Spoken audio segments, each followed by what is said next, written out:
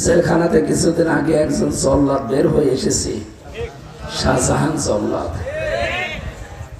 প্রথমে যাওয়ার পরে লোকটার সাথে আমার দেখা, বললাম যে কে? বলছে আমি শাহজাহান জল্লাদ ভইয়া। ভইয়া মানে ওর 167 বছর জেল, এখনো বংশের নাম ভরে। জেল খেটে বের হইতে হয়, ওর আর একবার জন্ম নেওয়া লাগবে না? তারপরেও বিড়ি টানছে। দাড়ি মস্ত কিছুই নেই, মস্তা ছিল বড় বড় দাড়ি, একেবারে প্রতিদিন সেভ করে।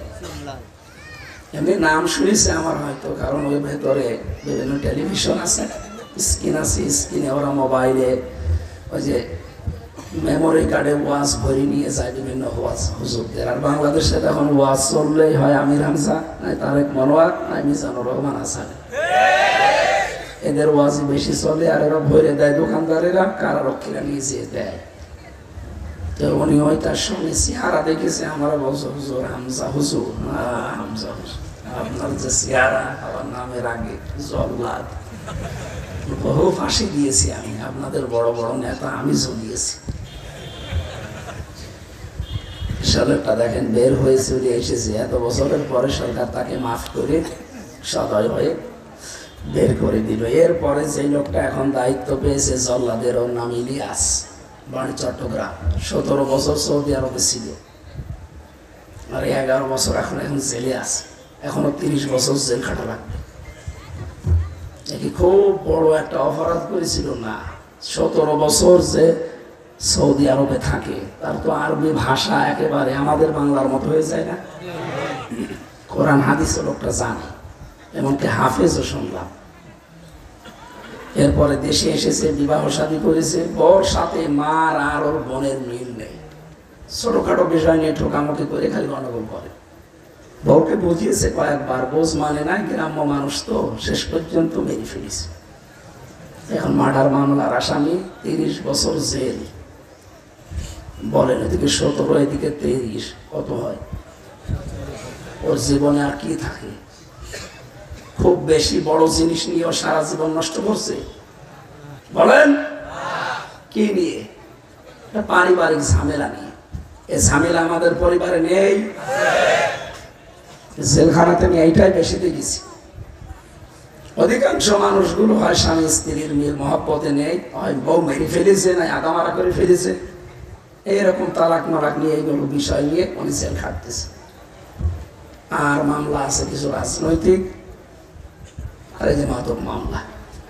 পারিবারিক জীবনের যে সমস্ত সমস্যা এবং এর সমাধান করার জন্য কি লাগবে, আমাদের জীবনও আবার না জানি ওই জল্লাদ ইলিয়াসের মতো না হয়ে যায়, কোনো ব্যাপারই না।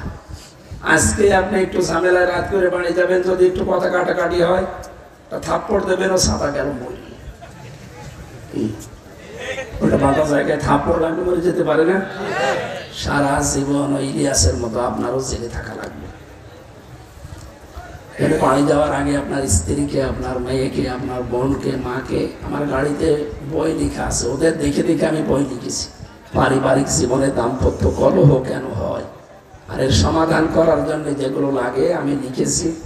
ওটা মোনাজাতের পরে যাওয়ার সময় নিয়ে বাড়িতে পড়াবেন। ছেলেদের একটা আছে, মেয়েদের একটা আছে। আমি বললাম এই কারণে যে ওদের মতো জীবন 100 জনের মানে 60 জনের উপরে পারিবারিক সমস্যায় জেল খাটতেছে। আমরা তো টের পাচ্ছি না। 3টা বছর এক ঘরের ভেতরে থেকে আমি এইটাই বুঝেছি যে আমাদের জীবনে 100 ভাগের 99 ভাগ মানুষ বাইরে যারা আছে তারা এরকম জেলে থাকার কথা, খালি প্রকাশ হয় না। তার প্রকাশ হয়তো আমরা জেলে থাকতাম। আল্লাহ আমাদের পারিবারিক জীবনটা যেন একটু সহজ করে দেন। খুবই ঝামেলা আছে, সে হুজুর বলেন আর পীর সাহেব বলেন, বহু ঝামেলা পোয়াচ্ছি আমরা। এই ভারতের এই আন্তর্জাতিক যে ষড়যন্ত্রগুলো চলছে, আকাশ সংস্কৃতির নামে যেগুলো পাঠাচ্ছে, এগুলো দেখে দেখে বউগুলো হয়ে যাচ্ছে সব উল্টা পাল্টা এই সিরিয়ালের মতো। স্বামী যে কি, বউগুলো যদি জানতো, দুনিয়া একদিকে গেলেও স্বামীর মনে দুঃখ দিত না। এখানে যে ছেলেটা কোরআন পড়েছে, আমরা অন্তত ওই বয়সে ওর মতো হতে চাই। যে অন্তরে কোরআন নেই, সে অন্তর মানুষের হৃদয় বলা হয়নি, বলা হয়েছে রোজার গৃহ, শয়তানের ঘর। বিশ্বনবী জানিয়েছেন, মান ক্বারাআল কুরআনা ফাস্তাযহারাহু ফাহাল্লা হালালাহু ওয়া হাররামা হারামাহু আদখালাহুল্লাহুল জান্নাহ ইলা আখিরিল হাদিস, রাহু ইবনে মাজাহ। আলেমরা আছেন, তাদেরকে বলছি। শব্দটা ছিল মান ক্বারাআল কুরআনা, যে ব্যক্তি কোরআন পড়ে। কি করে? বলেন না কেন? কোরআন শরীফে কোরআন পড়ার ব্যাপারে শব্দ আছে তিনটা। কয়টা? করাআ, রাতালা আর তালাওয়া। এই তিনটা শব্দের অভিধান দেখবেন। এই তিনটা শব্দের অভিধান বেত্তারা লিখেছে, কিছু পড়তে হলে চারটা শর্ত পূরণ করে পড়া লাগে। কয়টা? আপনারা ডাক্তার জাকির নায়েকের নাম শোনেননি? ওনার 13 খণ্ডের উপরে লেকচার আছে বাংলায় ডাবিং করা। ওই লেকচারগুলোর 7 নম্বর খণ্ডে উনি ইকরা শব্দের ব্যাখ্যা করতে গিয়ে লিখেছেন, তাফসীর ফি জিলালিল কোরআনের রেফারেন্স দিয়েছেন। কেউ যদি কোনো বিষয় পড়তে চায়, কমপক্ষে তাকে 4টা শর্ত মেনে পড়া লাগবে, না তো পড়ার হক আদায় হবে না। তাহলে পড়ার হক কয়টা? নবীজির কথা কি ছিল? যে ব্যক্তি কোরআন পড়ে না দেখে, পড়ে। বলেন বলে মান রাল কোরআন আদায়নি, যে ব্যক্তি কোরআন দেখে না। করাল কোরআন, যে ব্যক্তি কোরআন পড়ার হক। বলেন, এটা ক্লাস চলছে, একটা জবাব দেবেন ছাত্রের মতো, কারণ এখানে 12 ভেজালি ছাত্র আছে। আমরা বিশ্ববিদ্যালয়ে যারা ক্লাস করি, ওখানে 80 জন 82 জন ছেলে মেয়ে সব এক ধাঁচে, ওদের মেধা সব সমান সমান। যারা 45 মিনিট 50 মিনিট ক্লাস নেয়, ওদেরও আবার ওই রকম যোগ্যতা থাকা লাগবে। একটা ক্লাস নিতে হলে 50টা বই পড়ে আসা লাগবে, কারণ ওখানে তো আপনার মতো একেবারে নো কোয়ালিটি বসে নেই। সারা বাংলাদেশ থেকে বাছাই কি করে যে চান্স পায়, ওখানে সিস্টেমটা আলাদা, বোঝানোর বিষয় আলাদা। এখানে 12 বাপের 13 ছেলে, এক একজনের মেধা এক এক রকম।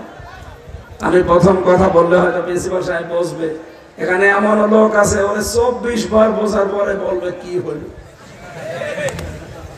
রামপুর বিভাগের মানুষেরা এইরকম, ওদেরকে মফিজ বললে তোমার সমস্যা। ওদেরকে মফিজ বলে কয়েকটা কারণ আমি পেয়েছি। 1 নম্বর কারণ আছে, এই যে গাড়ির ড্রাইভার বলছো হুজুর হরেন দিচ্ছি, একটু সর বেদনা তাকিয়ে দেখে হরেন দিচ্ছি। এটা কথা হইল, এত বড় একটা গাড়ি, এর 5 চাকায় উঠে যায়, আর কি হবে বুঝতে পারছে।